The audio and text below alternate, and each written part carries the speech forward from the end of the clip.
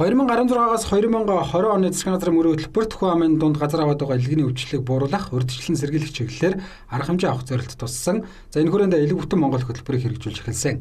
Энэ хөтөлбөрийн хэрэгжилтийн явцын талаар Монгол Улсын ерөнхий сайд хүрэлцэх өнөөдөр Улсын хурлын чуулганы хуралдаанд мэдээлэл хийлээ. За дан ганцаа элгэний өвчлөл бос хүн амын эрүүл мэндийг хамгаалахын тулд цогц бодлого хэрэгтэй гэдгийг зарим гишүүд сануулж байсан юм а. Ерөнхий сайд, эрүүл мэндийн сайдын зүгээс уушиг бүтэн Монгол хөтөлбөр гэж бас хэрэгжүүлэх үү? Бөөр бүтэн Монгол гэж хэрэгжүүлэх үү? Умаа үзүү эрүүл Монгол хөтөлбөр гэж хэрэгжүүлэх үү? Яагаад гэхээр энэ өвчлөлүүд бол нэлээд өндөр автсан. Улс оронд өнөөдөр юу гэдгийг маш их ялангуяа уушигны асуудал бол гамшигын хэмжээнд очсон, утаатай болцсон, хямарцсан байна.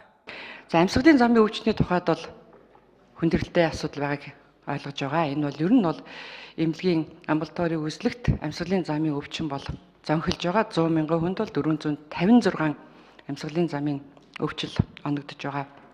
Тийм учраас энэ амьсгалын замын өвчил уушигны асуудалд анхаарах ёстой гэж таны хэлж байгаатай би санал нэг байгаа. Энэ чиглэлд анхаараад ажиллаж байгаа. Хөтөлбөрийн эхний шатанд 40-оос 65 насны иргэдийн илгэний өвчлөлийг эрт илрүүлэх шинжилгээ эмчилгээнд хамруулж байна. За 2017 оны 12 сарын байдлаар 354 мянган хүн илгэний өвчлөлийн эрт илрүүлэх шинжилгээнд хамрагджээ. За шинжилгээнд хамрагдсан иргэдийн 8% нь илгэний Б вирусын эрэг дүн гарсан бол 16% нь илгэний С вирусын эрэг дүн гарсан байна.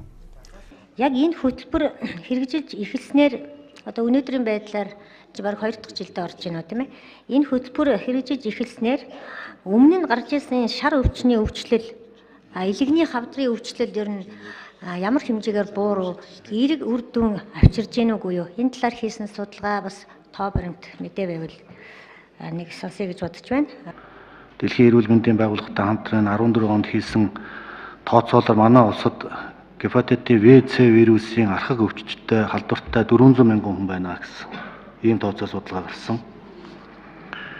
За энэ элэг бүтэн Монгол үндэсний хөтөлбөр хэрэгжиж эхэлснээс хойш бол энэ сүүлийн 5 жилд вирус гепатитын өвчлөл манай улсын хэмжээнд дунджаар нэг 6.8 пунктээр.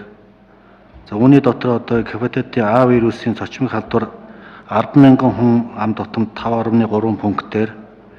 В вирусын цочмог халдвар 0.2 пунктээр.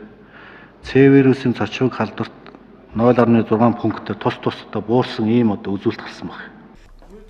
Элэг бүтэн Монгол хөтөлбөрийн хүрээнд энэ онд 15-аас 39 насны иргэдийг үзлэг онцлогоонд хамруулах юм байна. За нийт 1 сая орчим иргэн илгэний өвчлөлийн эрт илрүүлэх шинжилгээнд хамрагдаж эмчилгээ хийлгэх юм байна.